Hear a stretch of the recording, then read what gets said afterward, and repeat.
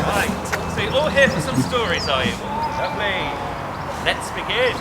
Once upon a Basingstoke day, a typical Tuesday, some might say. Whilst playing down in Eastdrop Park, the clouds caved in and all turned dark. For lurking way up in the sky, there came a giant, mean and sly. The giant really was so foul, and he looked a bit like Simon Cowell. Bison was the giant's name, and causing trouble was his aim. He terrorised the towns below. The reason why I do not know, but one thing I can tell you folk, is he despises Basingstoke. Ooh. Now, like most giants in these tales, this beast was huge, with pointy nails, with which he used to grab his lunch of human flesh to munch and crunch. He'll eat your arms, and then your legs, just like a sausage roll from Greg's. Now, as well as eating for his leisure, something else gave Bison pleasure.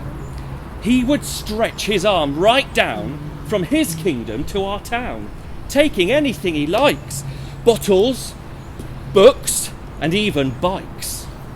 Everyone was petrified. All day long they cried and cried, "My treasures he is going to steal and eat me as a hearty meal." The town did all they could to hide, but no matter how hard they tried, not everyone could flee and run. They knew that something must be done to stop the giant's wicked ways and go back to their better days. One lad stepped up feeling defiant.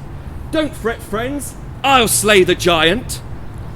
Surprised, a little taken back, his mum said, "Don't be foolish, Jack. That beast will eat you up alive. Get back to your PlayStation 5.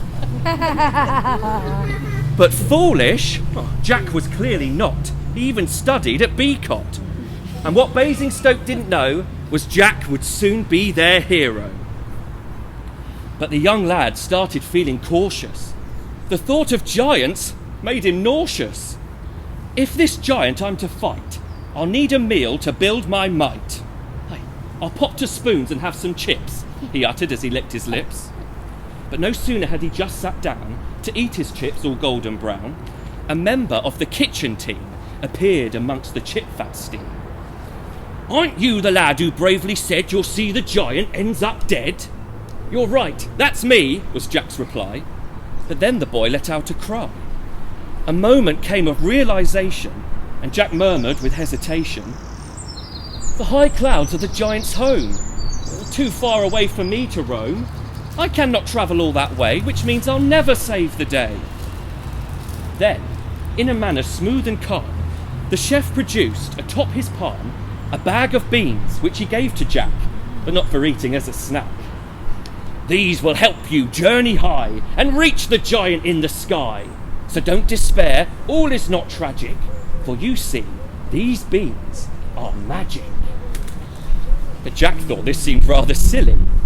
"They're just from your 5-bean chili. These aren't magic like you say." And so, Jack threw the beans away.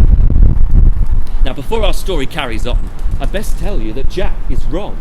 The spoon chef wasn't telling lies, for he was mystical and wise. Then suddenly, there came a shaking. The ground beneath Jack started breaking. He panicked and just kept on shouting, "Bloomin' heck, the beans are sprouting!"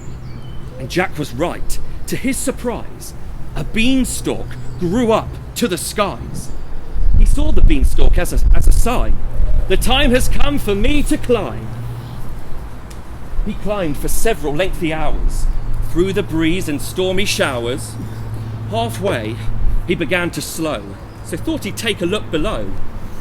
The view was great, and better still, he could see the sights of Brighton Hill.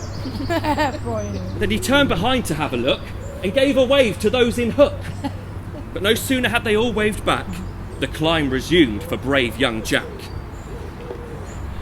Breathless and a little paler, he took a puff from his inhaler, when finally he reached the top. But sadly there was no time to stop. Giant slaying is no fun, and the hard work's only just begun. Basingstoke depends on me. My quest must end in victory. Through the clouds, Jack walked alone. It was like a scene from Game of Thrones. But before he had time to explore, he stumbled to the giant's door, and peeking through a tiny crack, inside stepped our hero Jack. The giant's lair was dark and cold, with walls covered in moss and mould. The furnishings were such a mess, the giant must have shopped at DFS. Then Jack saw piled in a heap a stash of items 12 feet deep, possessions that the giant stole, including packs of toilet roll. Well, it's plain to see there's no denying that greedy giant's been stockpiling. Jack trembled as he looked around and heard a terrifying sound. Fee, fi, fo, fum. I smell the blood of an Englishman. Is this some kind of rotten joke? I sense that he's from Basingstoke. The giant stamped his massive feet, which crushed the whole of Churchill Street. For the future of his town's survival, Jack approached the big-boned rival. You horrid giant, large and stout, stop squashing all our roundabouts. Don't mess with me, it won't be pretty. I'm here to save our donut city. But Jack knew violence wasn't wise. Besides, the giant's twice his size. So quickly, Jack thought up a plan. I'll calm the giant if I can. I'll try and make him nice and good, so he'll stop hounding our neighbourhood. Jack gave his coat pocket a brush, and inside was a bath bomb from Lush. Quick as a flash, Jack took it out. He held it to the giant's snout. The bath bomb's scent let out a whiff. The giant took a massive sniff. He gave a smile from ear to ear. His senses suddenly were clear. The fragrance travelled from his nose and warmed him right down to his toes. He'd never felt such utter joy. He turned to Jack and thanked the boy. I can't believe a beast like me can change his ways so suddenly. The fragrance of a summer's day has wiped my evilness away. So, with the giant's newfound pleasure, he handed Jack the stolen treasure. The time had come to say goodbye, and Jack began to leave the sky. Sliding down the beanstalk stem, Jack was home by 10:05.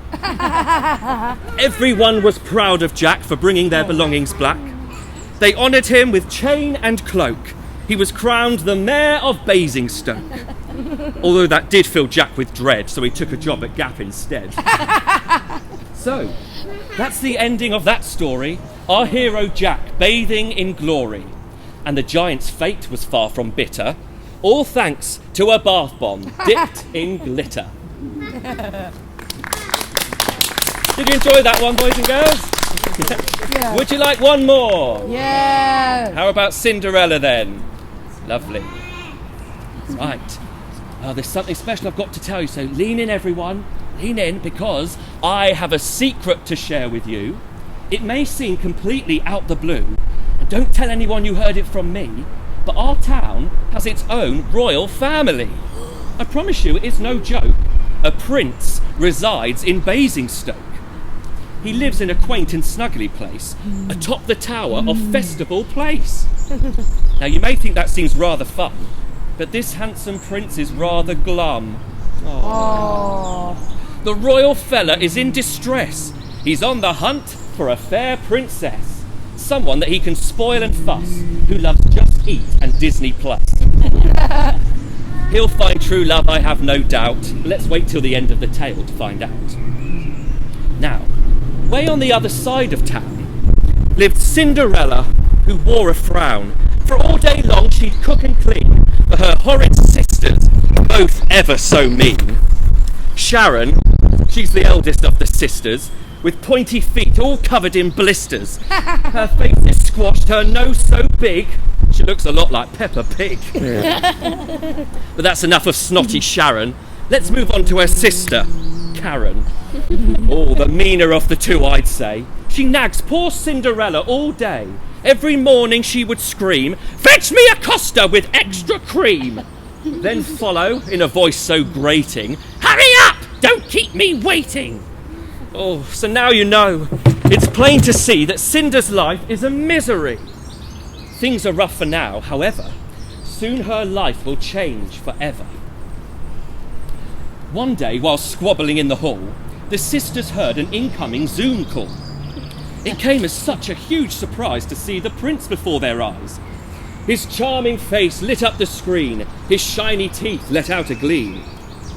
"Greetings, ladies, yes, it's me, Prince Patrick of Popley." Then after minutes of flirtation, he offered them an invitation. "This very eve at 8 o'clock, put down your phones, get off TikTok. Let's have a party, dance all night. We'll laugh and sing and grab a bite. Come join me, it'll be such fun at the Anvil Auditorium." This ball could really change your life, as I intend to choose a wife. Oh, there's one more thing I have to ask. Can all those coming wear a mask? It's not some kind of masquerade, just COVID rules, I am afraid. Sharon, Karen and Cinderella could not believe the royal fella. Sharon wanted to rejoice and shouted till it hurt her voice. "Oh, the prince is going to choose a bride. I'll make sure I'm by his side all night, so I'm the one he'll choose. With my good looks, I cannot lose." Karen sneered and turned her caring to what dress she will be wearing. "If I'm to attend a royal ball, Cinders must take a trip to the malls. Hurry, girl, before it gets dark. Buy me a gown, half price at Primark." Cinderella, feeling brave, replied, "I'm not your personal slave. I'll kindly fetch a dress for you. But can I get one for me too?" The sisters laughed a laugh so cruel. "You're not going to the ball. You have jobs and chores to do. The prince won't set his sights on you." Later that night, the sisters departed, leaving Cinders broken-hearted. When suddenly, with such a flare, appeared a fairy from thin air, and in a voice quite meek and small said, "Girl, you shall go to the ball. I'm here to help, I promise this. The prince's ball you will not miss." Cinderella, full of glee, responded most respectfully, "Is this the part you make a carriage and help me find a happy marriage?" "A carriage? No," the fairy said. "I've something practical instead. Since you're not travelling too far, I'll book an Alpha taxi car. Or else, if it's not too much fuss, you can take the Centre Shuffle bus. Your dress is extra organised, so tell me, Cinders, what's your size? You'll need a frock with a fancy hem, just like the ones at H&M. So with transport and outfit sorted, it was nearly time to be escorted. But the fairy gasped in utter shock at the girl's footwear. Ugh, a pair of Crocs. No, those shoes will never do. You'll need a pair from Jimmy Choo. She waved her wand, and in a beat, new shoes appeared on Cinder's feet. The fairy said whilst in mid-flight, "You must be home before midnight. At 12 my magic spell will fade. You'll return a simple scullery maid. So off you go, enjoy your time, but leave before the clock's 12th chime." The Anvil Ball was in full swing, with dancers dabbing and flossing. The prince was meeting girls galore, but all of them were such a bore. He could hardly have a heart-to-heart while having to stand 2 metres apart. But one thing made him most upset. He hadn't found his true love yet. Aww. When in walked Cinders, pretty and sweet, the prince knew this was the girl he should meet. Together they danced like 2 turtle doves, and without getting sickly, they both fell in love. Aww. Sharon and Karen, you can guess at this stage, were filled with jealousy and rage. But before they had time to interfere, Cinders noticed midnight was near. Without hesitation, she ran for the door, but one shoe fell off and sat still on the floor. The prince picked up the Jimmy Choo. "I must find the owner of this shoe. I'll search the kingdom far and wide, and whoever it fits shall be my bride." Oh, I hope no one else on this street has got size 4.7 feet.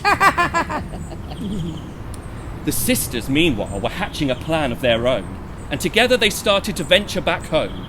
But first they decided on the way back to pop to the drive-thru and have a Big Mac. Then once they were home, they grabbed Cinderella and locked her alone in the damp, dusky cellar.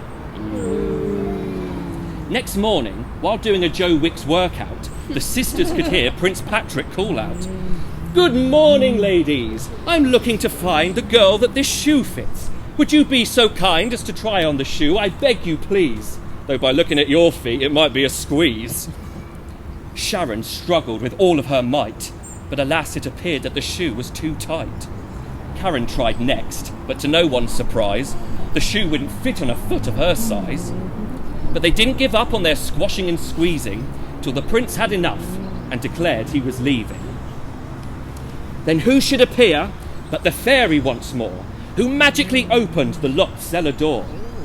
Out came Cinders, meek and mild. The fairy said, "Try on the shoe, my child." Of course, you know how this bit goes. The shoe fitted perfectly, right down to her toes. Prince Patrick, delighted, got down on one knee. "I have found my true love, I hope you'll agree."